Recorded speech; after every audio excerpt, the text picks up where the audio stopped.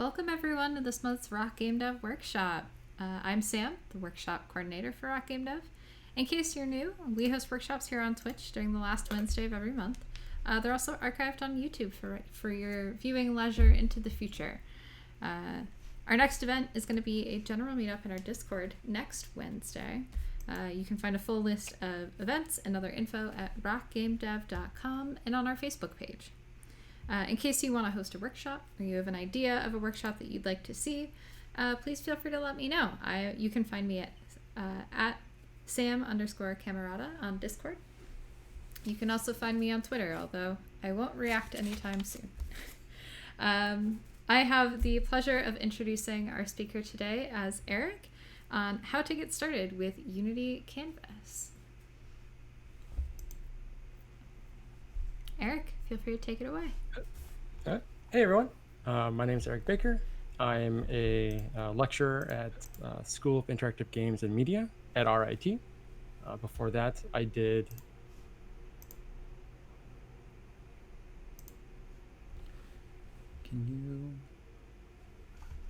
seen Unity Canvas come into existence to its form it has now. And so I want to share all that knowledge with students and other people that just want to make some beautiful things in Unity. I know when I was first getting into Canvas, it was a bit daunting. There was a lot to it.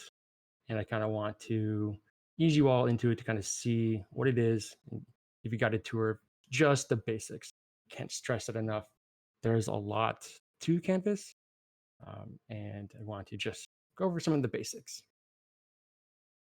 So some of the stuff that I want to look at is the game objects that you can create. So this is all built into Unity. So just like other game objects that you create, you can easily just say, hey, I want one of these things. And I'll walk through how to create one, kind of what it is and how to use it. And then some of the components. And a lot of these, for each game object, there's a new special component that you can put onto any game object that uses it. So I'll go over kind of some of the attributes and how to use them. And so some of the things I'm not going to cover, just because I could talk forever about Canvas, but no one wants to sit here for days listening to me talk. So some of the things I'm not going to cover are things like auto sizing, so that your UI resizes itself. The rest of the game objects that you can create, there are a lot of really cool, fancy ones, but they are somewhat complicated to get into. There's Text Mesh Pro that I'm not going to get into. It's really cool and really awesome and do really cool text stuff. Masking, working with 3D objects, sprites and event systems. I just don't have the time to talk about, or optimizations. All of these could easily be their own talk, but we don't have time for that. So if you haven't already, I've created a GitHub repo for kind of a starter project, and it has some of the finished assets that I'll be working with. So in case you miss a step or weren't sure, because there's a lot of stuff, a lot of moving parts in Unity. So you can go ahead and go to the bit.ly link and go ahead and clone the GitHub repo, and you can also see it afterwards. So if you want to see any things that I was doing, messing around with, you can see the Unity scene, the assets in there, some of the scripts. And so you can use that as a reference. It's all free for anyone to use. I'll jump out of here and jump over into Unity. Pull my notes for myself. And so the Unity canvas is built into Unity, which is really nice. One of the things that Unity has been doing in the last couple of years has been moving some of its stuff in its engine into packages. So first thing I want to make sure that everyone knows is to make sure they actually have all the packages that they need for to mess around with the UI. And so the two ones you're going to need are Unity UI, so just 1.0, and this will come and have the rest of another package that it also includes. And so this will have all the game objects, all the components, and the libraries that you need to use in order to do anything with the UI. I also recommend 2D Sprite. One of the things I said I'm not going to cover are sprites, but this package lets you create and edit sprites. So if you're dealing with custom assets for your UI, you're going to want this package so that you can tweak and fine tune those assets. Okay, so have those two packages, you're good to go. So here is my Unity window. So the scenes, the windows that we are going to be focused in on is the hierarchy window, my projects window, which might look different because I use single column. I'm sure most people use the 2-column. The inspector window, and then the scene window. And then one more thing before we get going is up on the top, make sure that you are using the rect tool. So Canvas uses a new transform called the rect. And so you need to have this selected in order to do any editing to anything that you're creating. So it's not like the other move, rotate, or scale tools. You're going to make sure that you have the rect tool because these are different objects than what you would typically create with Unity. So in order to create a excuse me, create a canvas, it's as easy as right-clicking in the hierarchy, scrolling down to UI, and then just telling it you want any of these things. So if you want a button, you can say, hey, give me a button, and notice it creates these other things besides the button you wanted.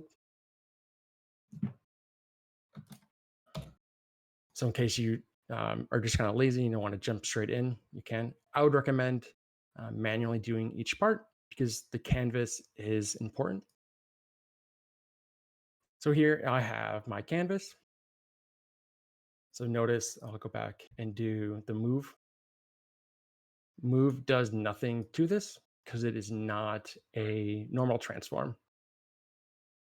So now you see it has the outside blocks. You'll notice that you're in a right transform because you have this hollow circle, blue dots on the outside corners. So here's my canvas. I'm not going to talk about these other two components. What I do want to talk about is the actual render mode of the canvas component. So the canvas system allows you to create one of three or any combination of three different types of UIs. And so the first and default one is screen space overlay. And so what's important about this is what it does is you have a bunch of cameras in your game world that might be looking at the player, might be looking at some other things. What a overlay canvas does is it draws the canvas absolutely last, and it is not part of the game world.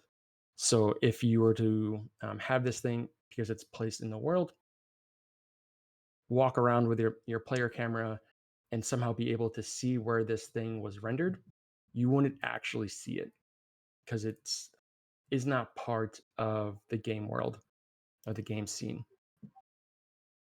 If, however, you chose to use camera actually says to draw this as part of a camera's view frustum. So if I come out of 2D and look at my main camera, I can see that the canvas is actually drawn as part of that view. And so I can control how far away it is and see it's moving it along that view frustum. This is sometimes good for first person or 2D, not for first person, because what'll happen is because it's in the 3D world, it can clip with 3D assets. So if you have this on a first person shooter and you go look around a corner, part of your UI might be blocked by the canvas. So I like to use camera space when I'm making purely 2D 2D menus because you have finer tune control of draw order or the Z depth for my menus. And if you're really fancy, you can actually draw a world space UI. So if you want to do something like a dead space where you have some cool interactive menu on top of your player model, you could do a world space canvas. But we're going to go back to overlay. That's the default and does the job for most things that we want to do. Okay. So let's go back and look at the UI and look at some of the game objects that we can create. So the first one that I want to look at is raw image. And the reason why I want to look at this is this object is going to be most similar to what you might be expecting from a image coming from Unity's either 2D or 3D. Minimize this. So here is the raw image component. So it has texture, color, material. And why I say it's most similar to what you would see in a normal 2D world is because it's going to be dealing with textures, not sprites. So here is one of Unity's default grid textures. And so I can do just about anything that I would normally do with any material or texture that I would apply onto any other 3D geometry. So I can change its color. I can change its scaling.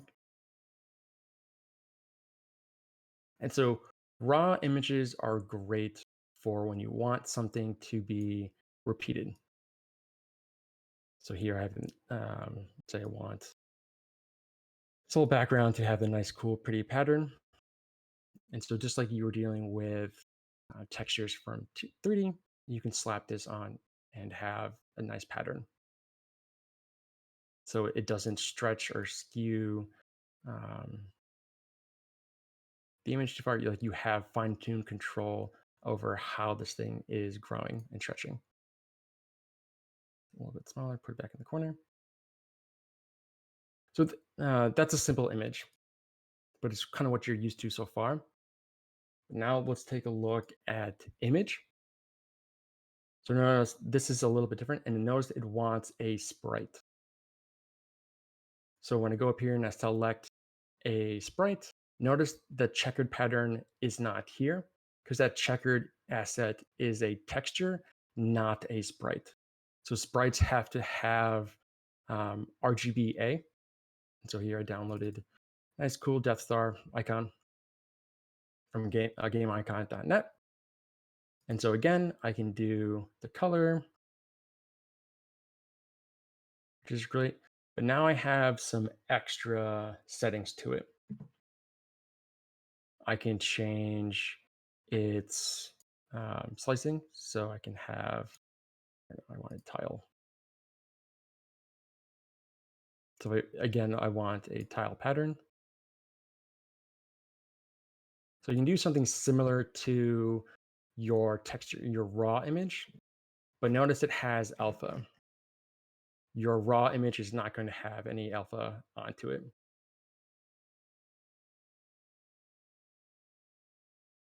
One really handy thing that Unity gives you is some buttons here on the bottom. So notice that doesn't look like a Death Star, it looks like a weird death football. So what I can do is I can say preserve aspect ratio.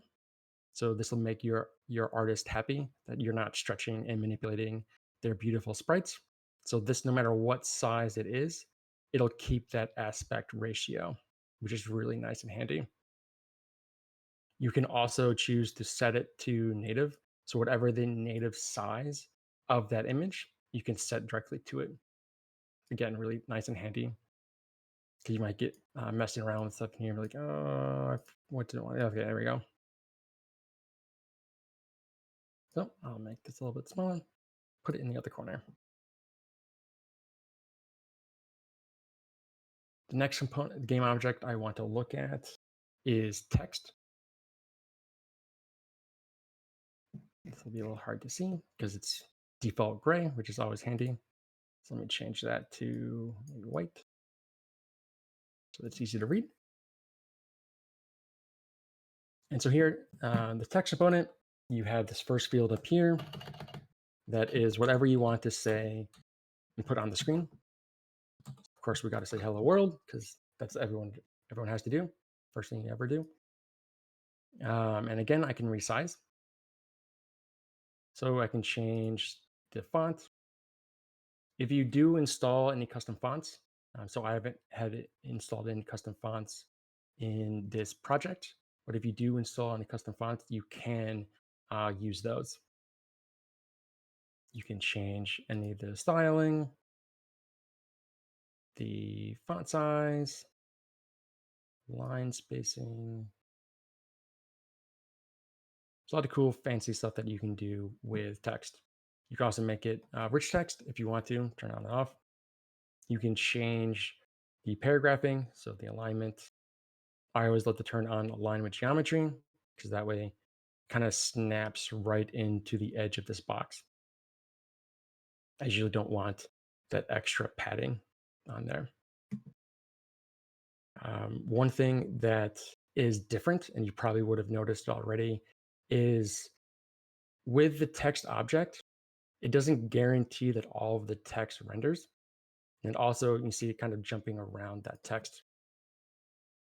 The text component comes with a couple options for how to handle when the text overflows the rect transform that you gave it.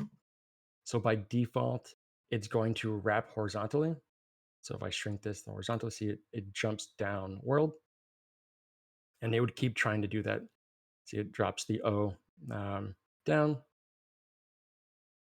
So it tries to fit as much text as it can each horizontal line. You have two options for both overlays, for both horizontal and vertical. And so notice that when it shrinks, it starts cutting off and deleting words. You can just tell it to overflow, and then it'll start drawing outside the box.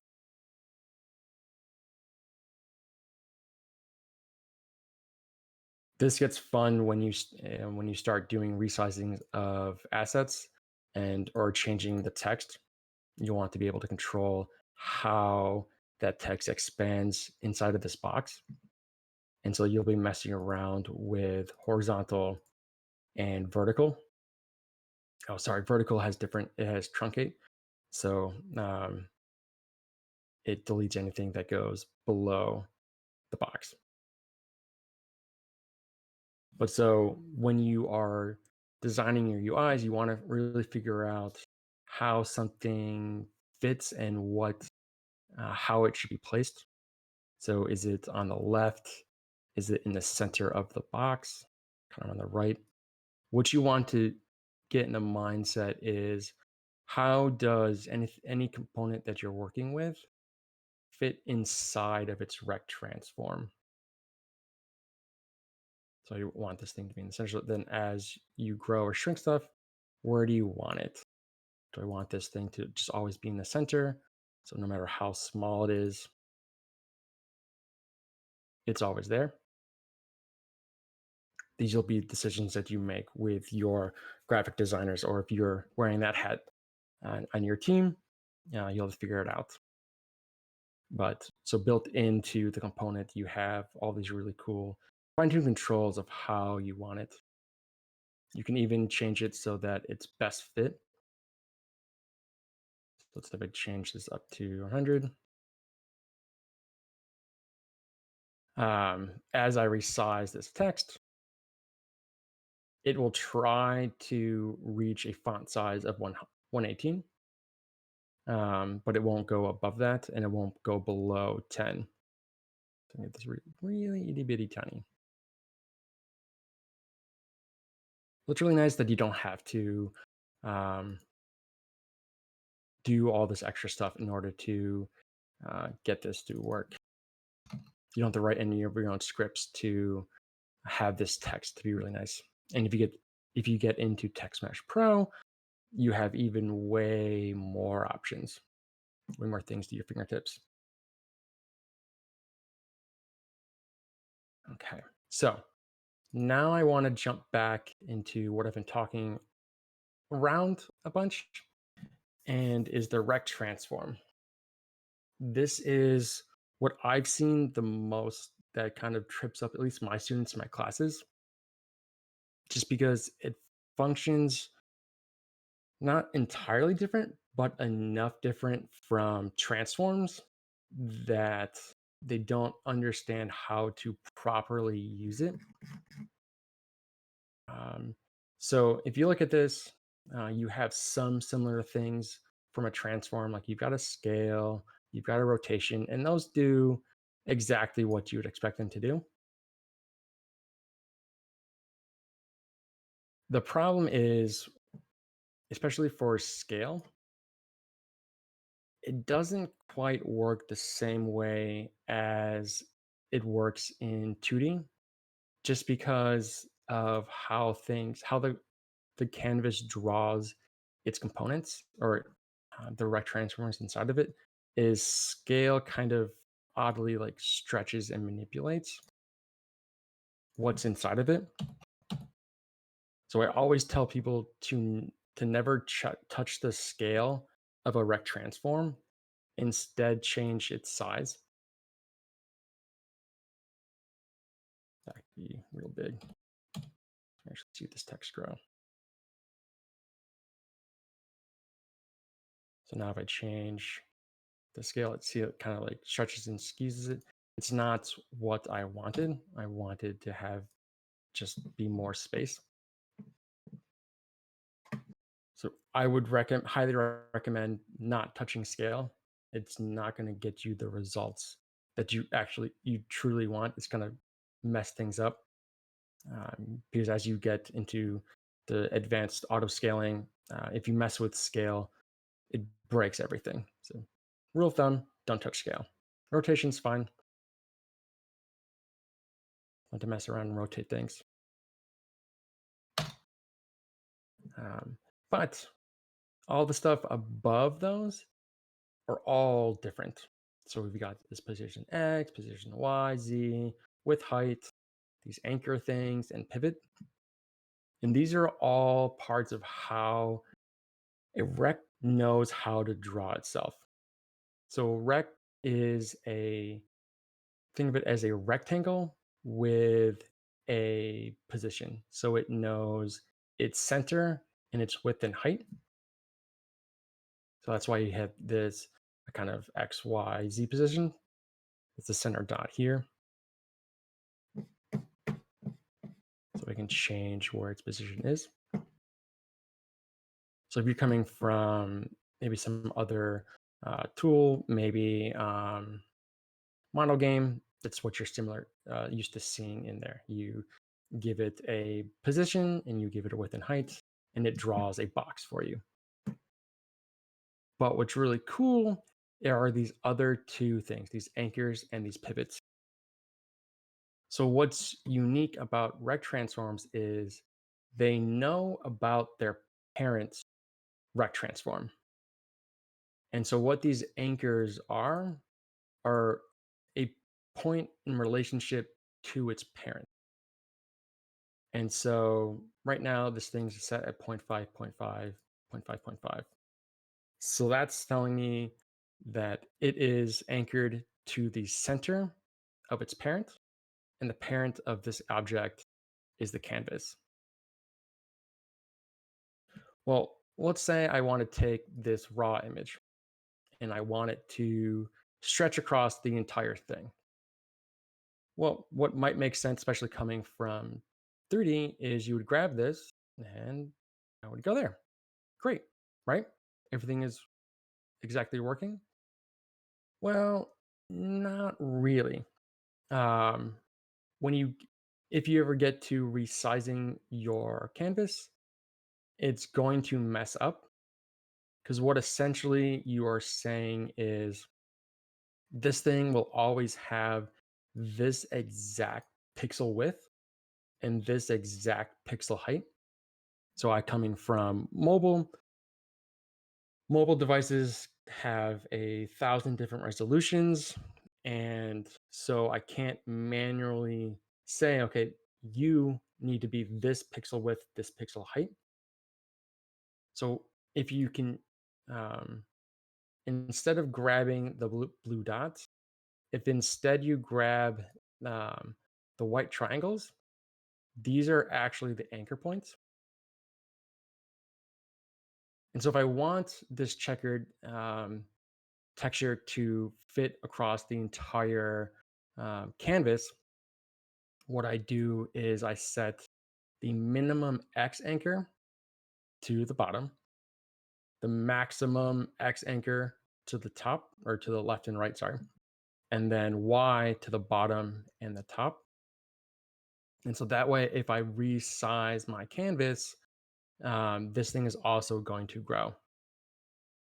Let me put one thing inside of another thing so you can kind of see what, better see what I'm talking about. Yeah.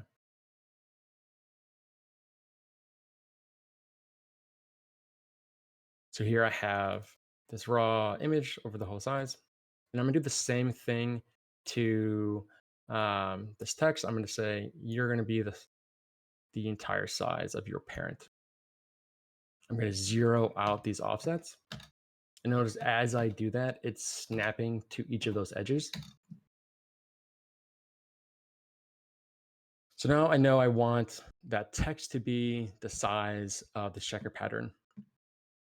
If I now go and change the size of of that uh, parent, I'm changing the child as well. I don't have to go into each one and manually change each, because I've set up those anchor relationships to their parents.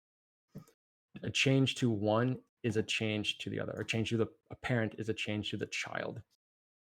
Because what you're going to end up doing is you will have um, game objects inside of other game objects, and you'll want to resize things, and you'll want things to fit. You don't want to be going in and going into text like, oh, I want you to be here in this corner of this image. You just want them to fit.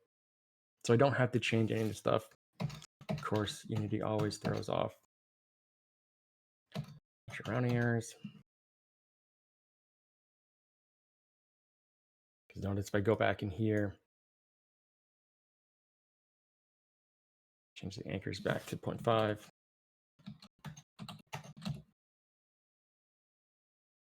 If I change this, I'm not changing that child. Because all it is making sure that it stays in the middle of its parent. It's not growing with the parent. And then the last thing is the pivot point.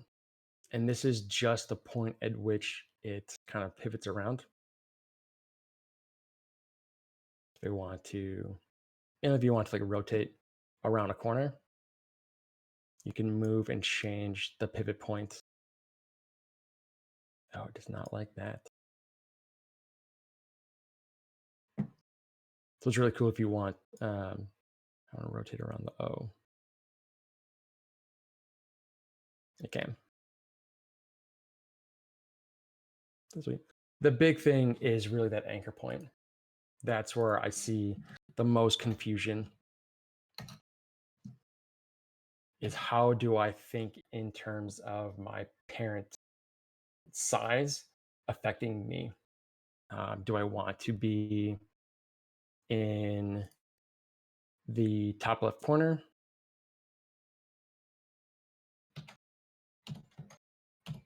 So 1, 1, 1. And then as I grow, oh, you can actually do this and change the pivot point to the top corner. So then as it grows out from the corner. So it's really great for HUDs. So if you want your character avatar to be always in the left corner of your game, just anchor it to that corner, change the pivot point also to that corner. And then, so here I can give it some offset, an offset from that anchor point. And then I can go crazy with whatever size I want, like mini maps, health bars. Um, if you want to, you can click on this little handy icon here in the middle. And Unity has some preset mappings or configurations for what you want anchors, offsets, and pivot points to be. So you can hit like shift and see you can set pivot point. So if I want this thing to be stuck to the top right corner, I can just shift click that. If I want it to be down in the left corner instead, change everything. I just have to change my offsets. So once you get really going, really cooking, you can go ahead and quickly change around with these things.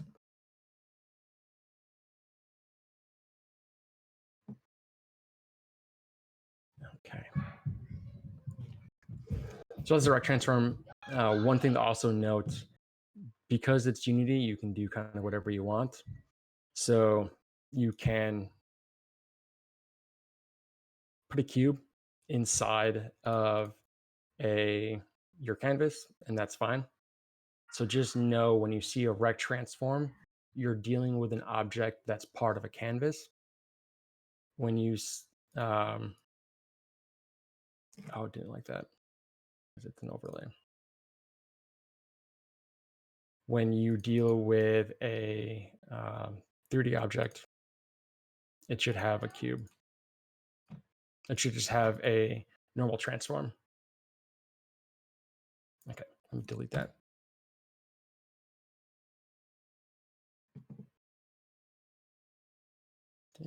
Okay. I see. So that's the rec transform. It's the most newish, complicated part. One fun thing to work around when you get really complicated with your UIs is how you control draw order. So notice here, I can't see my hello world.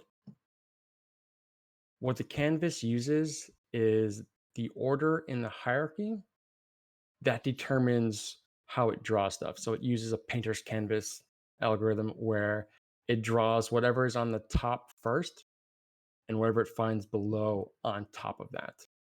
So if I want to see my text on top of my checkerboard, I have to make sure that the text comes below the raw image.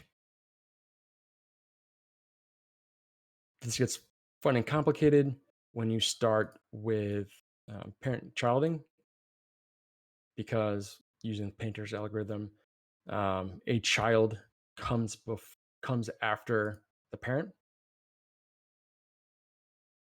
So sometimes you got to be really careful in the order of your siblings or your parent-child, so that way you don't accidentally hide something behind what it's supposed to be on top of.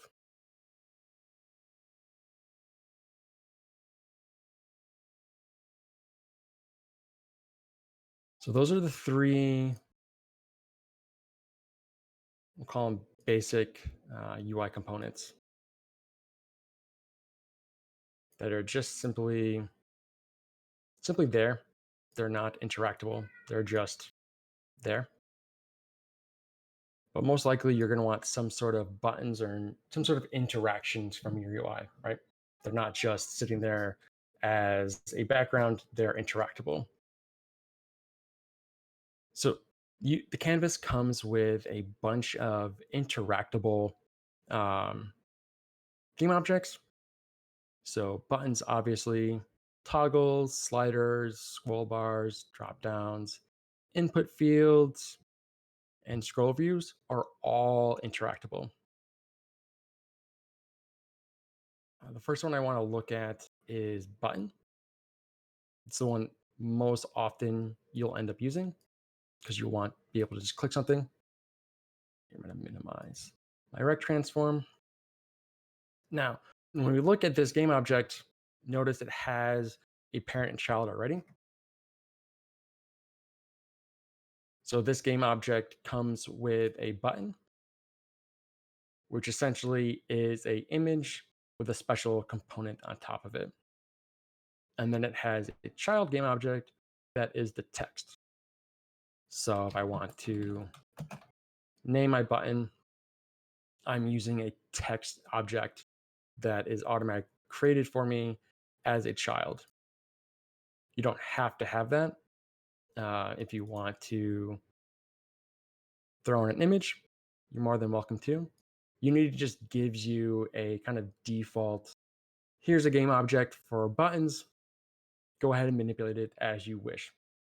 Almost like a prefab in that way.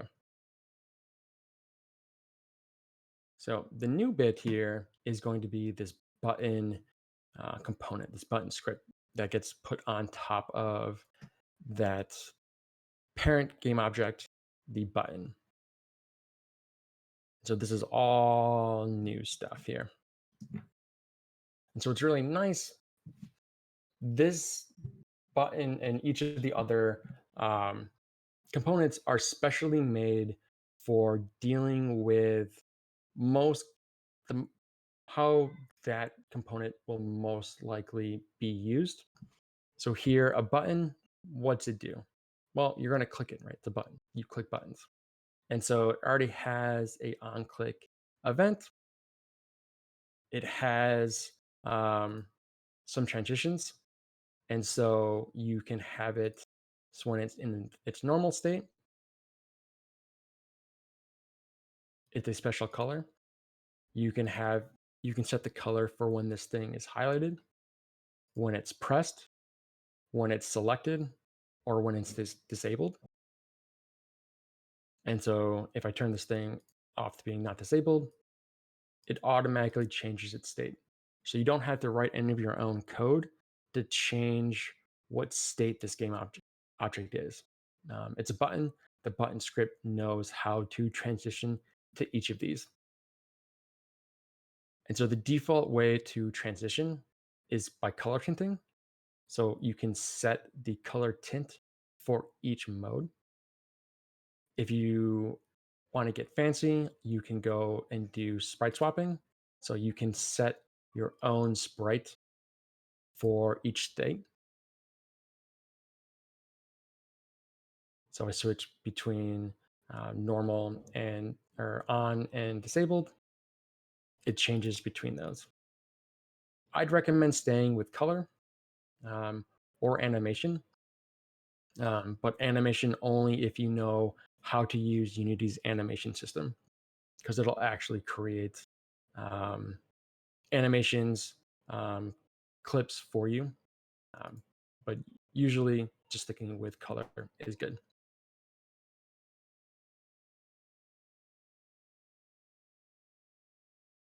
What I want to spend a little bit of time now on is how do you hook up this special event? Like, how do I take this thing that's interactable and hook it up to my code?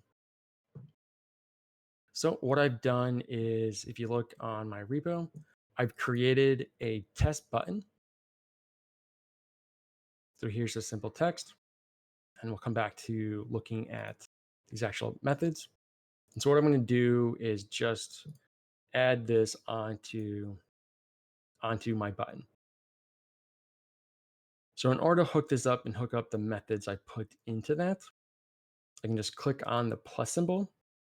And so each of these is a different event call that's going to get triggered whenever this component gets clicked. And so I can just drag and drop my test button onto it. I could also just drag the button itself, or whichever object has this script that I want to call, just drag it over. So I want to use my test button. And then the drop down lets you pick which game object or which component you want to call on it. So if you wanted to, you could go and look at the canvas renderer and call any of those methods. I would not, because they're not set up to be called. But what I had is, so I have this test button class, and you'll notice what it is it's just grabbing any method that fits the signature for this event. And so that's why we have enabled, because they have setters. We have cancel invoke. So these are all mono behavior scripts. So what I want to first look at is the say hi. So we'll jump over back into the code. So all my say hi method does is it's a public method. So all of these have to be public. If you use private or protected, the editor will not be able to see them. They have to return nothing, so they have to use void. They can have any method name. And then for this, you can either have no parameters or one most object. Can't see me, but asterisks on that. There are some, like you can't put a list in here. So anything that Unity knows how to have a property draw, you can. So here I press start.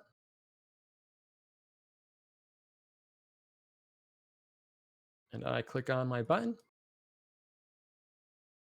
Yay, it's saying hi. So I didn't hook anything up. I just do anything special. I just say, hey, call this method every time I click this button. And notice while I click on it, it's also changing the states. And it's smart enough to, if you mouse all away from it and release, it doesn't fire off the on click.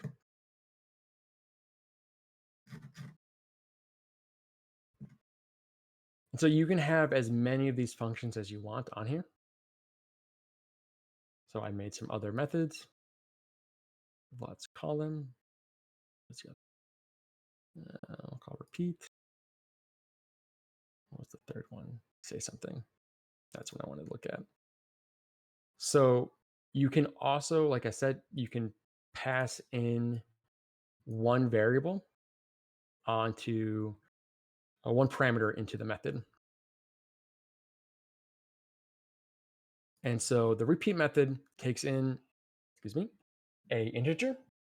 And so I can put any integer here. And what it'll do is it's just going to repeat, hey, listen, everyone loves Nabi. Or you can pass in a string.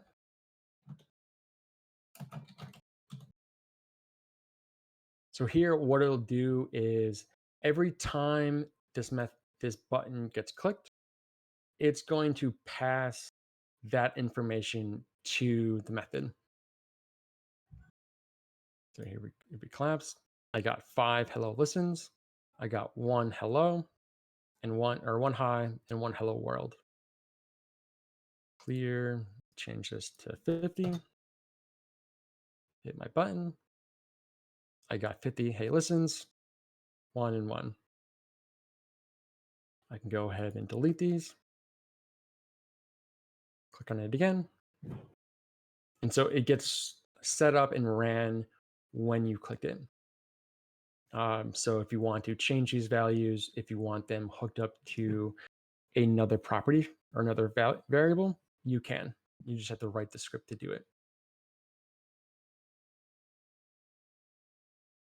So it's really handy. Like I said, if you make it private, or if you tell it to, I don't think you can draw an object.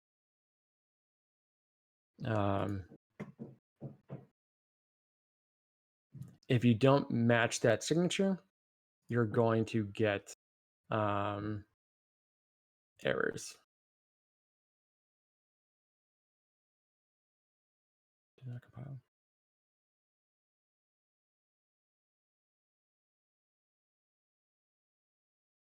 Everything's so large.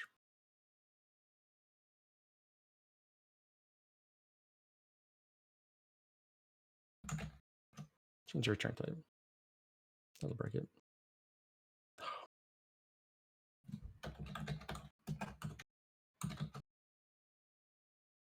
make you happy. You do need to make sure that it compiles, because it won't get a change unless it receives that repeat.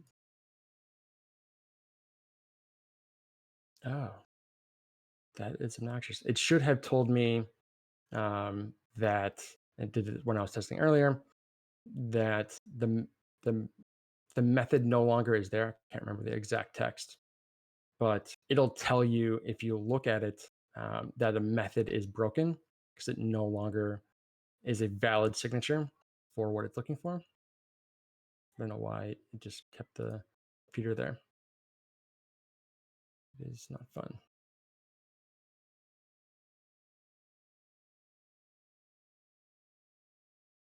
So let's go look at a more complicated thing.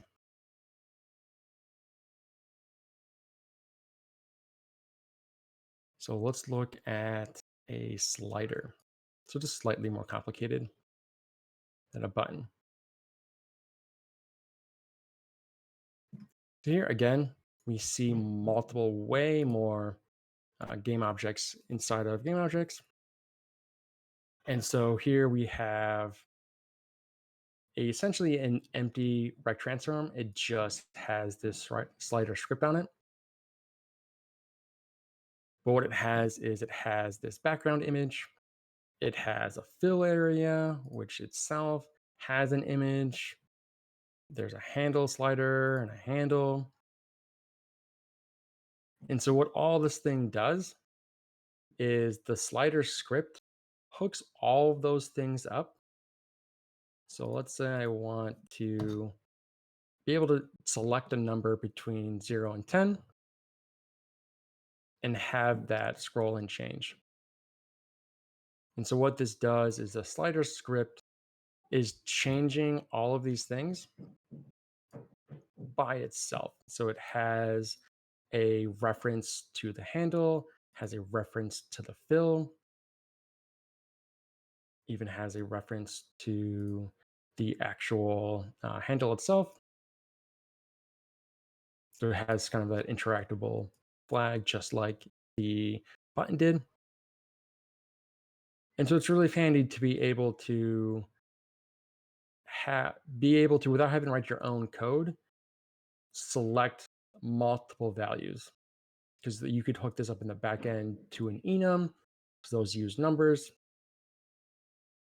And so it's just really nice to be able to, you can change it which way it goes without having to write your own script. That's the best thing I like about Canvas, is I can do all this stuff without writing my own code, because I don't want to spend all my time writing code. I want to spend my time making cool, interesting UIs. And now we see a different method here, a different event. And so this is on value changed, and it takes a signal. Essentially, what you want is a float. And so I have my own script just for that. So I want to put on a test slider. So we're going to take a look at that script. And so what this one does is this one says, okay, again, public void, but I have in a float value. Why I have that is because on value change has two different options. So again, I'm going to drag test slider, put it onto my slider. And then I mouse down to test slider. Notice I now have static parameters and dynamic float. So if I select my static parameter, it will always send a static value into that method. So if I put in 10, it'll always send 10 to this method, no matter what. So if I hit play, on value change, it's just going to spit out 10. But normally you want a slider to not be spitting out a set static value. Instead, it'd be way more useful for it to use and pass in the actual value of it. So this value here. So if I change it to that dynamic float, as I change the slider, notice it's spitting out the value it currently is. So that's what I was saying. Sliders are really handy for enums because you can tell it to pass in a set value and it automatically sends that value. So I didn't have to write any code to get a reference to this game object, grab that value, and then be able to use it. It has that method already set up for me. I just have to use it.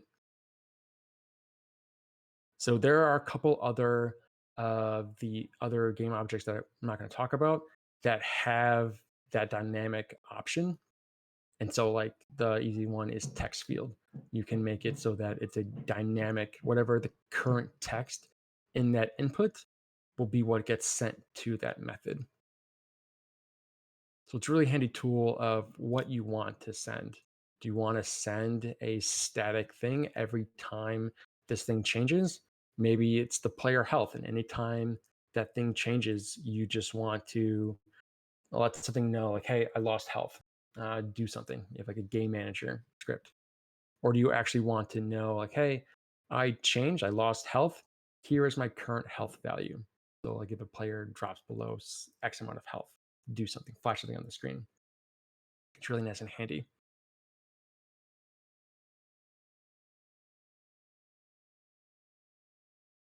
Now, one thing I want to talk about is that now that we kind of see some interactable components here, let's see how those actually work. So, what's the black magic that's happening that allows me to just click on this thing and works? Like even like the mouse over, like it knows like how does it know? I didn't set anything up for any of that. So if you're really good vision, when I created the canvas, it also created a event system. So every canvas comes with an event system, and the canvas even comes with a raycaster.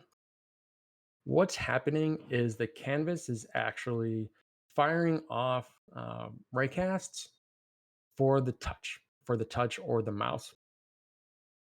And so as I move around the cursor, it's shooting off rays to see what it hit. And so the mouse hover, wherever my cursor is, it's firing a ray. And when it hits something, that thing receives a message. And so the slider has a hover state, right? It has a highlighted state, sorry. And so whatever highlighted color is, when I mouse over it, it goes into that state. That component receives the event and changes its state accordingly. What I want you to know is again when things go wrong. And so let's say I have I have my raw image again. We're going to use the checkerboard again. I'm going to break stuff. But let's say I want to, for some reason, someone changed its alpha to 0 and then changed it to be the bottommost child. So, Pinterest algorithm, that thing should be drawn first. Well, what happens now to all of my stuff? Notice I can't click, I can't do anything, there's no mouse event.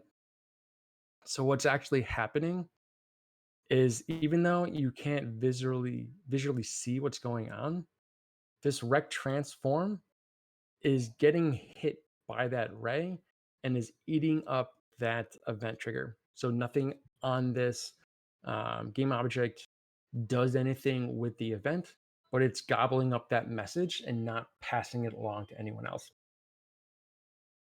And so, what two things I want you to know about is For every rect transform, um, image or raw image, there's a ray cast target boolean on them. So if you want something that's on the screen, but you never want it to do anything with a ray with any of the input stuff, you can use to turn off the raycast target. And now notice all my stuff works again.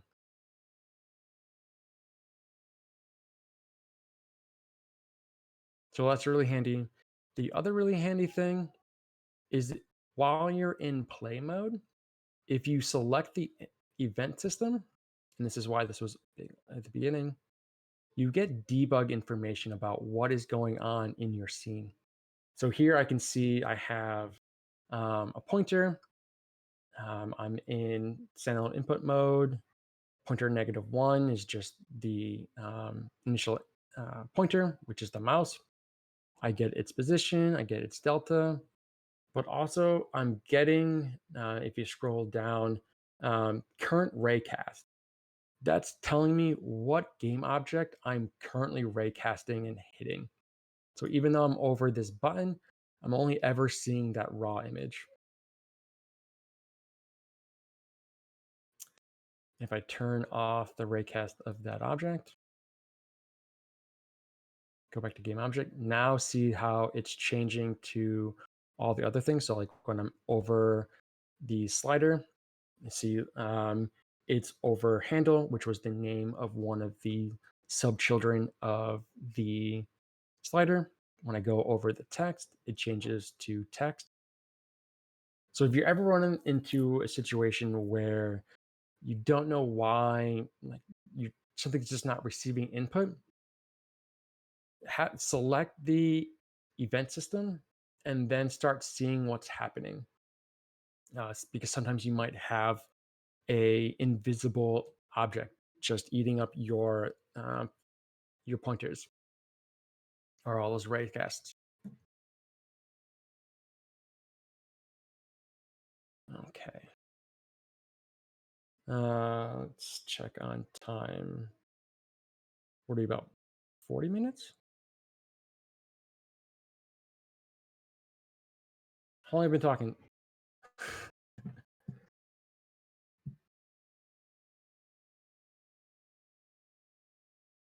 Okay. Why don't I stop there? I don't want to talk too long. So why don't we that's knowing all that, the rect transforms, these symbol game objects, the draw order, and the events. I think just that knowledge itself can really get you going and making some really cool things. So why don't we stop here and then do some Q&A.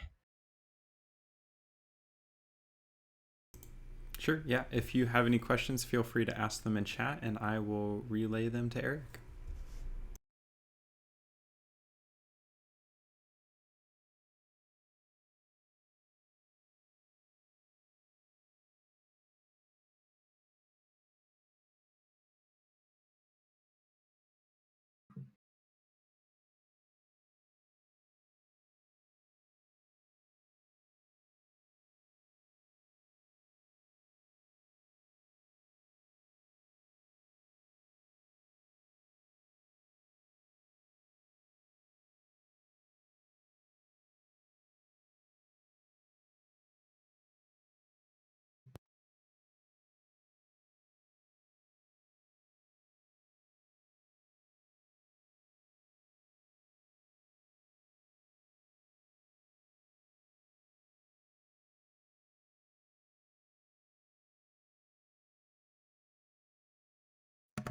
All right.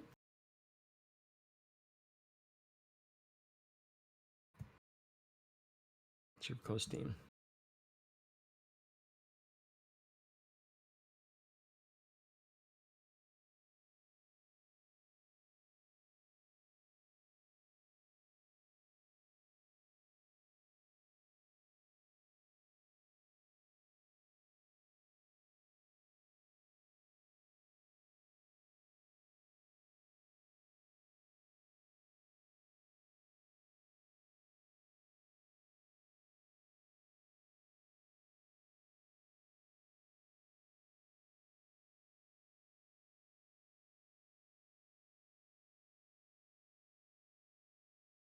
All right.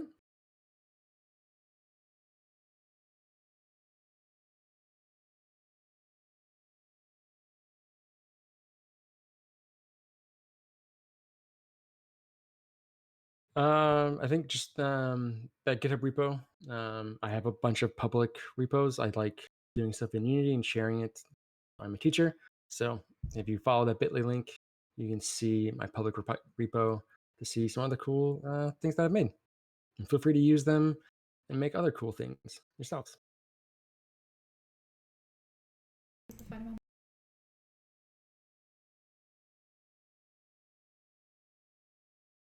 All right, thanks so much, Eric. We're going to go ahead and wrap it up then. Thanks for joining us for this month's workshop. Yeah, it was fun.